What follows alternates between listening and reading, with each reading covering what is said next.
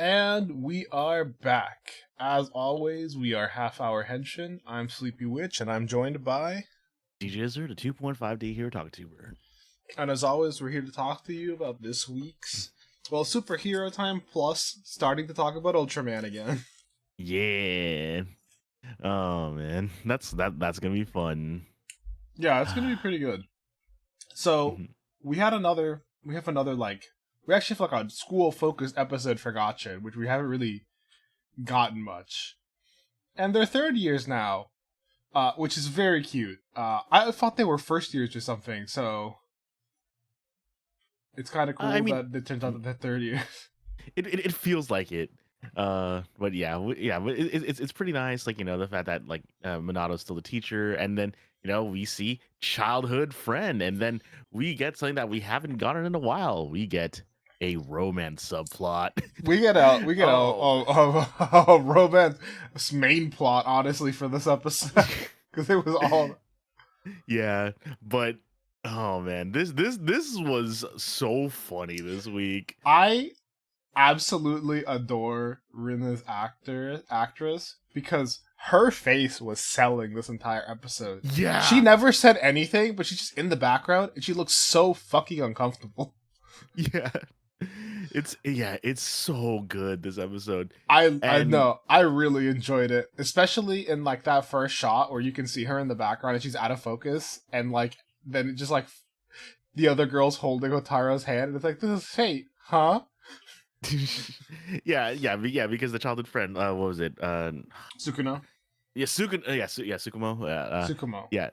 Mm-hmm.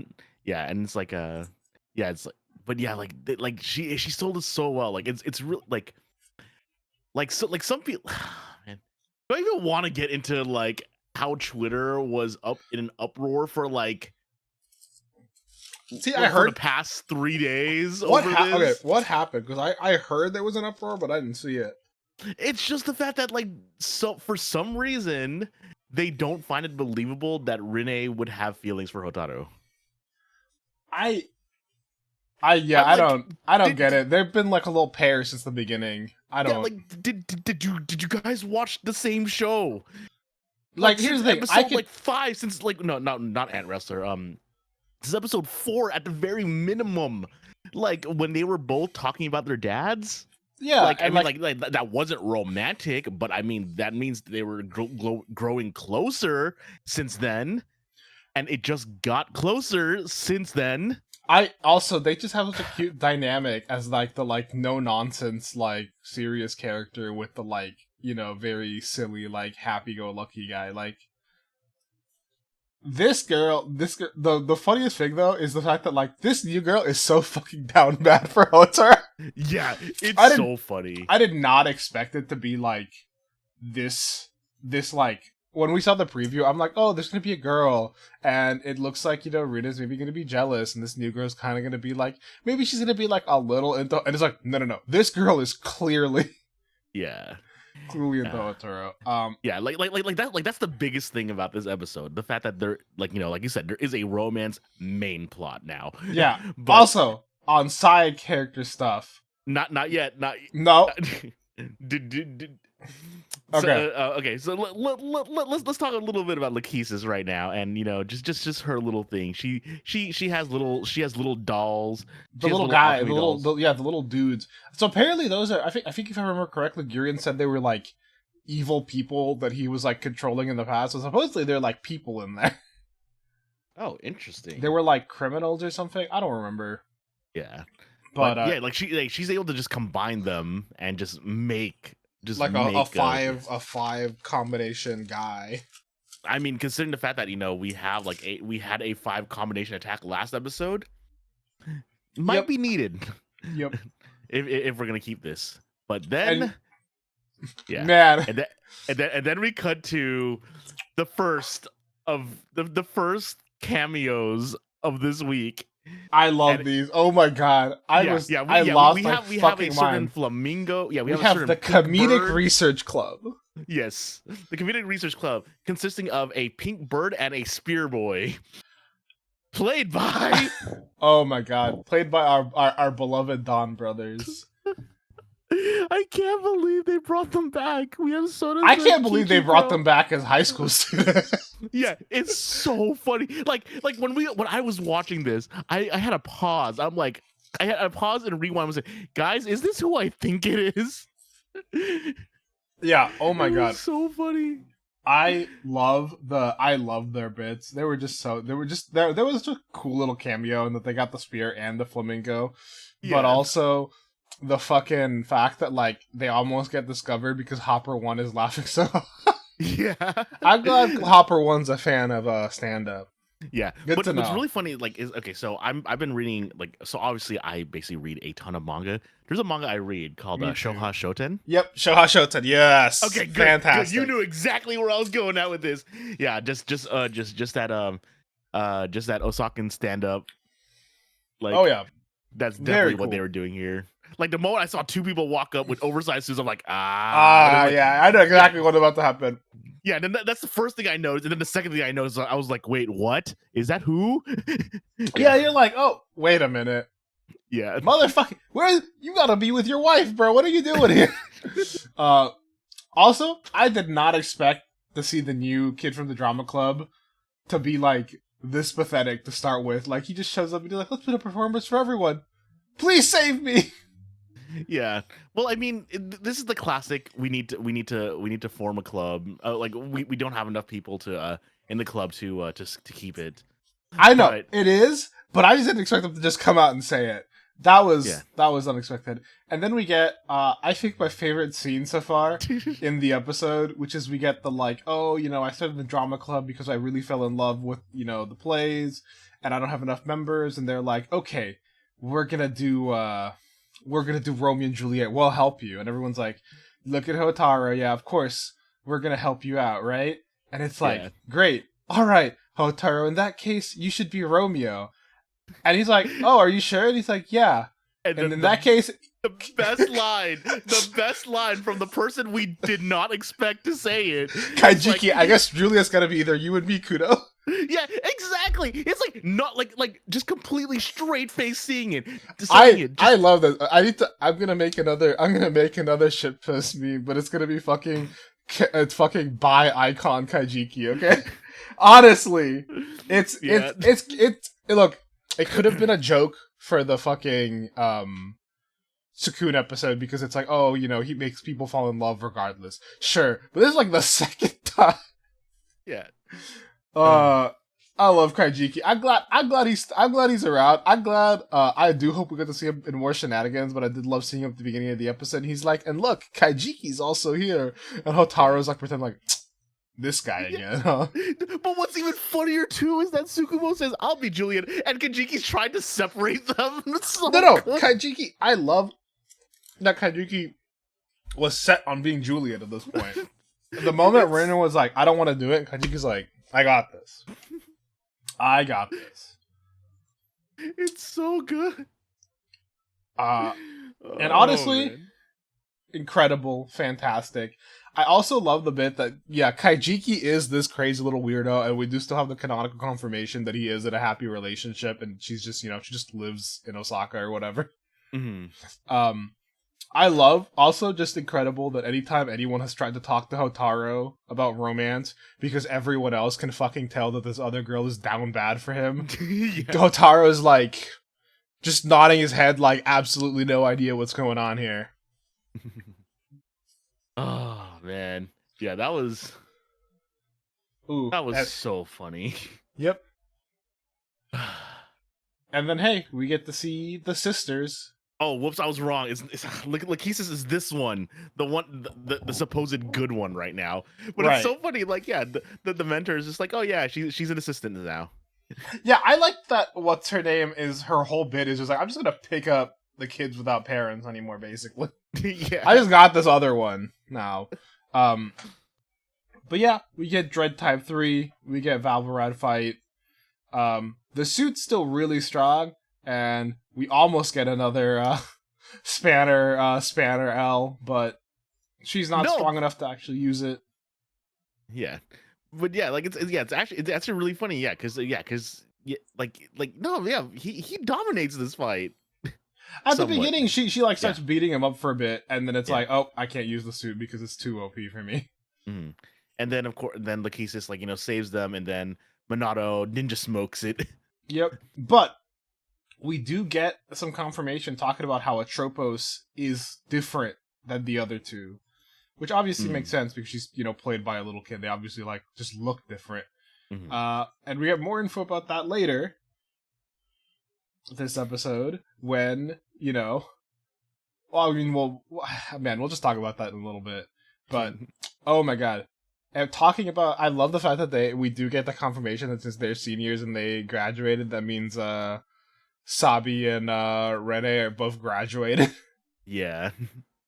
I wonder if this means we're going to see them working jobs later. Maybe. Or going to college.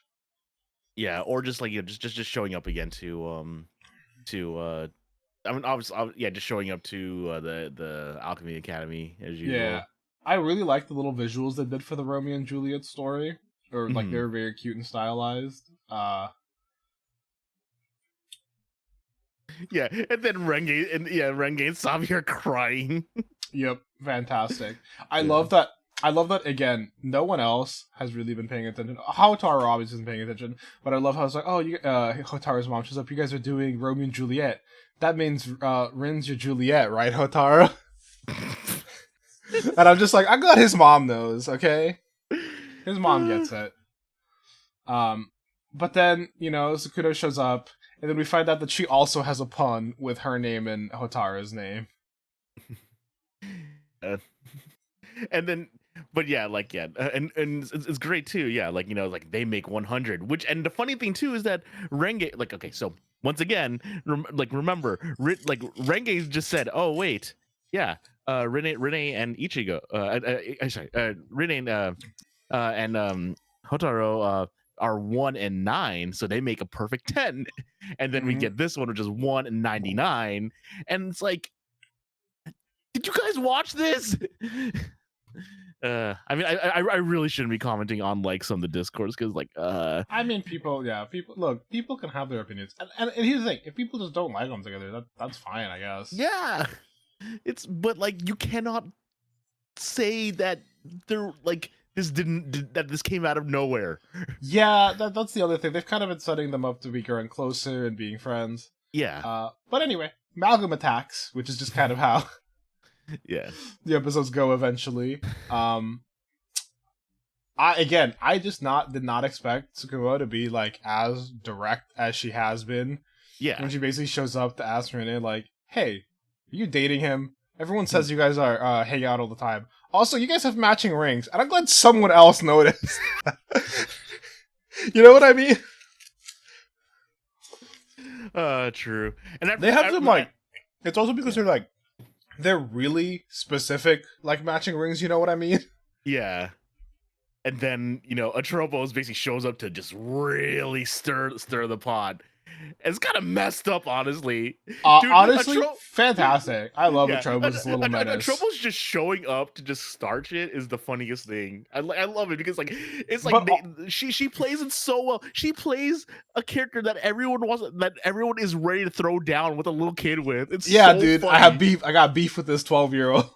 Yeah, it's fantastic. I love that it was basically a setup of like, hey, I'm going to come and I'm going to fight you when you're like at your most fucking insecure too. The Mammoth Malcolm, he looks fine. He's probably not my favorite out of the Malcolm suits. Yeah. Tsukumo getting frozen and Rene hesitating, and that's why they're like losing. But also just straight up like, she did this to you. And like Atropos being like, she called me over to do this to you, and she's like, I knew it. You are jealous. Yeah. But Hotaru just uses the power of fire Kemi to counter because jalapeno. Yeah. Once again, seriously, how are they supposed to come up with another? Like, I'm probably gonna be saying this until we get another form, if we get another form. But how are we supposed to get another form after Platinum? Like, seriously, I have no idea. Like, I don't see another form after this. Like, this is so final form coded. Yes, and honestly, maybe it is, but maybe we're just gonna get like an upgrade or something. Maybe. Maybe it's going to be like a, I don't know, Yeah. Platinum X. Again, I don't think we have enough to go off. Yeah. And after that, what is it? And after that, Renee gets knocked out of actually, no. As Tokustat says, this would count as a loss. Yep, because it is a rider level. It is a rider level enemy, and she got forced out of her suit. Mm-hmm. So this counts as a loss. True. I'm sorry. When he said like the rules for wins and losses, just so that people can't say stuff about Buffa getting 100 because he beat a bunch of low level riders, or how everyone was making fun of Kawa because he didn't get a real win ratio until he got Bujin sword. True. It's so funny. Also, canonically, Geats and them would have really inflated numbers because we haven't even seen all of the DGPs that they were part in and won. Yeah, exactly. But yeah, like I said, this counts as a loss for Renee. I mean, I'm only saying this just because it's really funny, and I believe those stats were said last week, so I'm saying it now. No, my favorite bit is then we get the Moratropus Lord drop where they're like, you defeated my father, Girion, and you're like, oh shit, because we were led to believe at the beginning of the series that Atropos is like the other sisters. They're like these older than, people, beings, blah, blah, blah. But Atropos canonically actually being a little girl who's been manipulated or experimented on with alchemy is so much worse. Mm-hmm. But yeah, looks like we're getting a Sekiha Love Tenkyoken except Ice Edition next episode. We're certainly getting something. She's definitely getting some sort of upgrade, and it looks like we're getting we're getting Renee as Juliet, it looked like. Mm-hmm. So we're gonna see how that goes. I'm really hoping that this is bad acting. I hope they are just absolutely terrible at doing dramatic acting, or at least I want to see Renee do super well, and I want to see Hotaro intentionally play it wooden. I'm gonna be honest. That would be funny. I think the funniest thing would I think that would be incredible. Before we talk about Boom Boongers though, we already got the new stuff about the new Ultraman series. I saw people talking that apparently this is pretty fast too. Normally there's a little bit of a longer lull. I have no idea. I don't. This is the first time we're keeping up with Ultraman really. True. But Ultraman Arc coming out in July. Honestly, I really like the trailer. We get to see a bunch of the stuff that really matters. But specifically, I love how dumb and complicated this transformation toy is. He's got a cube. You got to press the cube. You got to put the cube in the Rubik's, diamond, which you then rotate in two different directions. Fantastic. I love it. That's so extra. Yeah, but it's actually pretty cool because once again, Supro is super nice and actually has a lot of English information inside. And again, this is all being released on YouTube, where we're seeing it from the official source in high quality. Mm-hmm. Fantastic. Yep. Two main things just from the trailer. I like the suit. It looks nice. Yeah. I feel like it's a little bit more classic than Blazar's. Yeah, like the biggest thing is that it actually actually I need to double check the eyes here. So pretty much so the big Ultraman person in my Discord, he basically told me that there are essentially two different kind of lines for Ultraman. There's the Nissan or OG Ultraman that has almond shaped eyes, really. Okay. But then there's the 7 which have much more shaped eyes, kind of more boxy rectangular eyes, which is much more angular here. They're kind of triangular, but you can still see that it's so there's that, and most importantly, they have a head gem. So and he's got a little extra kind of head arc. Mm-hmm. But so this arc is definitely a I would probably say a 7 based one. But it's also pretty great too because we actually immediately see at the during this that he is going to be doing the beam. Yep, the beam that we all know immediately. And also, it seems like he primarily fights with chops. Mm-hmm. That's all you see him do. You see him do a couple karate chops, and then even when he his little fighting pose, one of his arms is in like chop position, and when he rolls off, he's got his arms in like chop position. So I wonder if that's going to be like his specific little fighting thing. So from what I know, that is actually just classic Ultraman. So okay. So yeah, that's more classic. Because if you actually see like OG Ultraman like posing, I believe he actually does have either both hands open in a chop form, or he has one hand, the lead hand in chop and the other hand in a fist, kind of like what Arc is doing. So yeah, very, very classic. So yeah, and again, like I said, the suit is looking modern, but it's definitely harkening to the classic suit. But yeah, the main info we have is the new Ultraman Arc. It's going to be about the power of imagination as they form the new gigantic ultra hero Ultraman Arc. They want to protect the future of Earth and mankind from looming threats. Yuma transforms by inserting the Arc Cube, which contains the power of the being of light, into the mystic Arc Ariser and unleashing his power. We have a bunch of info about the show already, like a whole little synopsis. The like super TLDR is that our main character witnessed a kaiju event, and basically later he decides to become a scientist working for Skip, not Scarred, and he's basically a part of like a kaiju research team, which is pretty cool. Yup. Yeah, I need to learn more about other Ultramen, but yeah, like this, like I'm really I'm just hoping that this is also another easy one for like anyone to get into as well too. So yep, yeah. I mean we will find out. Yeah. But yeah, and we'll talk about that more. Yeah. No, but before we get into talking about that, we'll also talk about the fact that next week we will be talking about the Buffa movie, because that came out. And so look forward to talking about our. Speaking about his stats.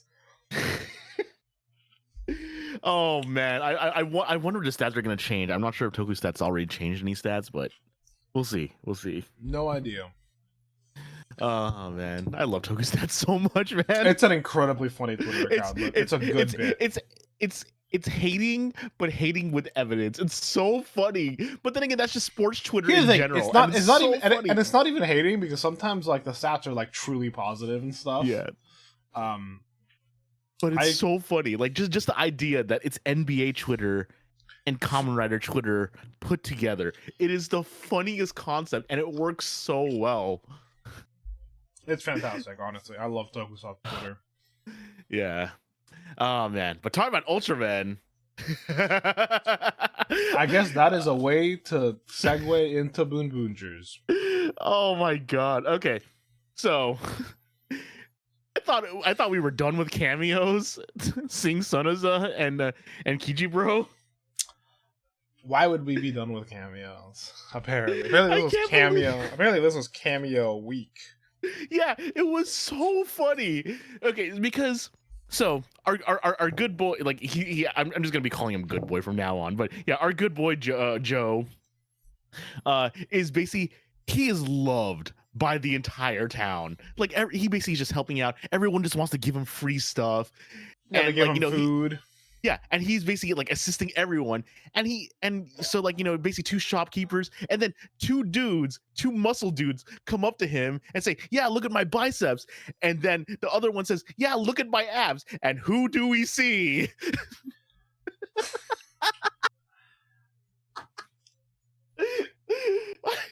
I can't believe he can't any reason to get his shirt off. Bondo. Yep. Our boy Bondo from Ultraman is here. The funniest, not as Bondo. But well, obviously, not as Bondo. The actor who played Bondo is here. That was great. He does. To be fair, again, he is in fantastic shape. The fact that we're talking about how they started working out with like the exercise regimen that he gave them, because Boon Black always wears like a hoodie, basically. Yeah. So I'm like, is Boon Black canonically ripped under that? That would be funny. I love the premise of this episode, that Chishiro's just like, there's no way, he's too good. Yeah, I cannot believe he's just this much of a good guy all the time. Yeah. Also, I love that they added the part now that he's officially Boon Black, that we have his like ID part, and it basically just he drops his ID is how you see his fucking Boon Boonger ID.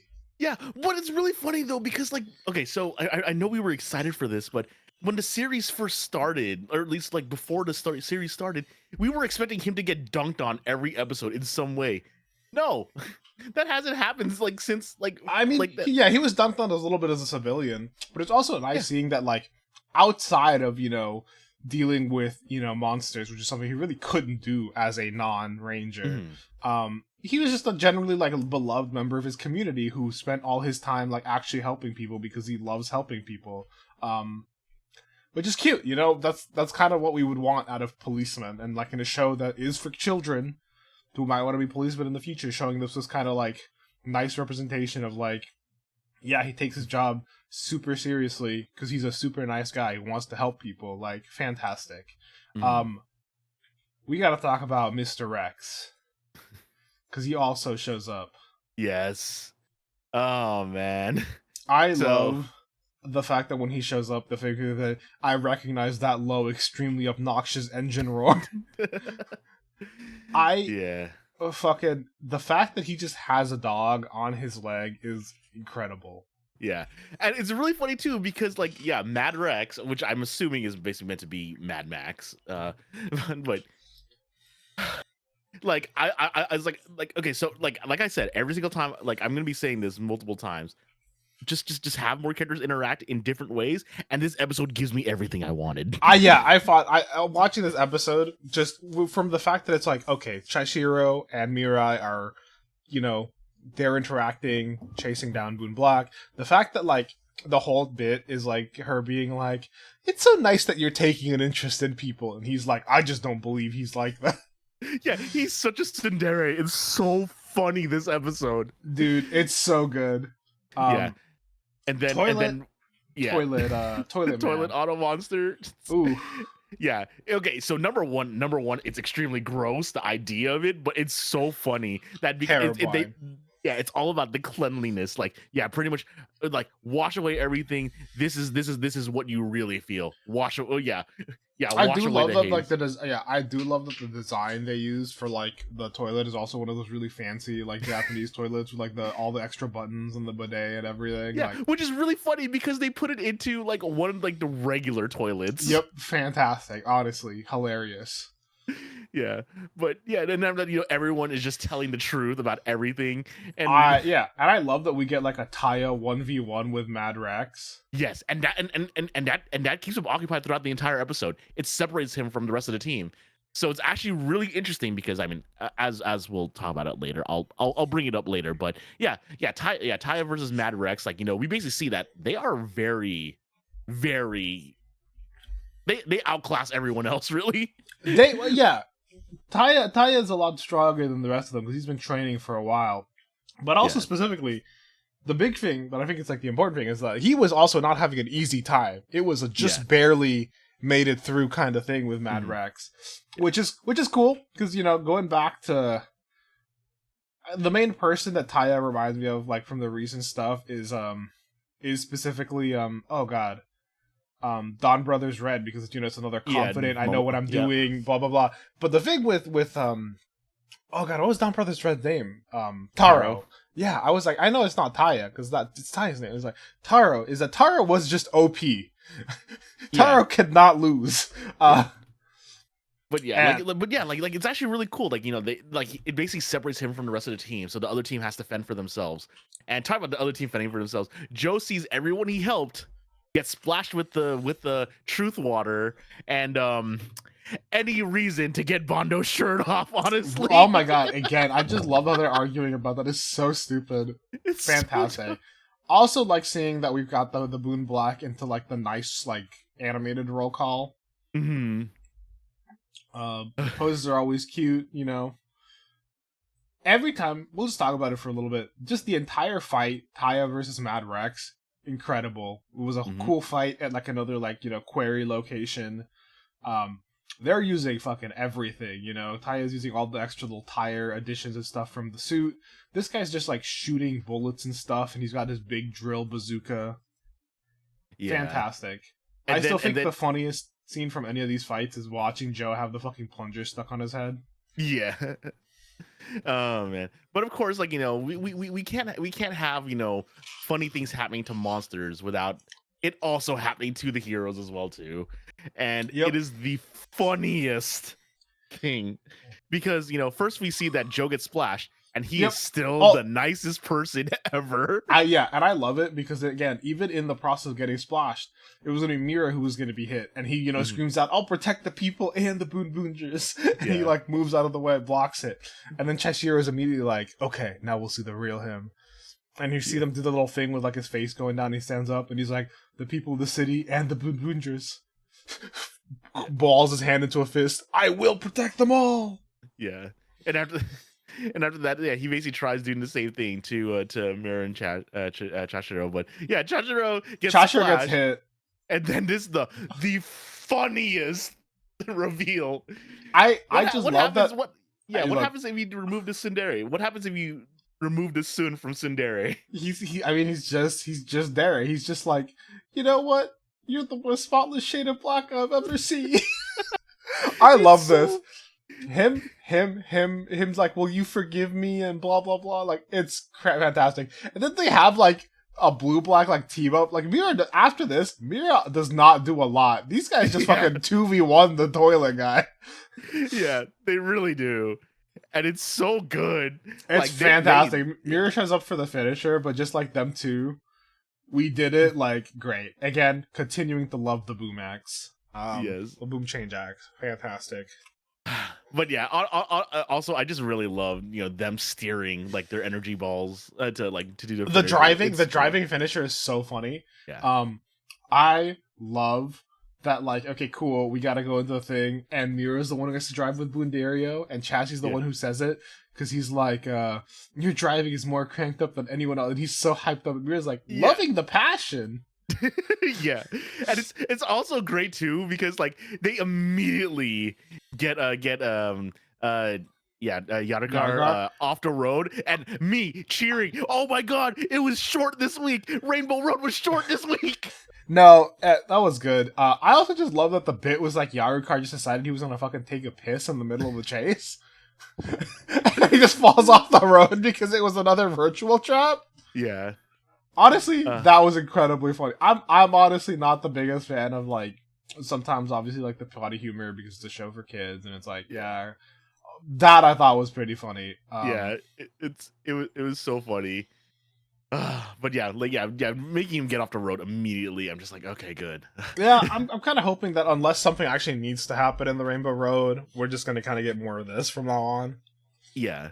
After that, and also like the fight pretty much. Well, actually, I mean, and then they start to fight, and then like the fight itself, like doesn't last very very long. No, But it's actually really cool though, like seeing like how the different toys work now, like the pincer cutting the toilet paper because it's 3-ply.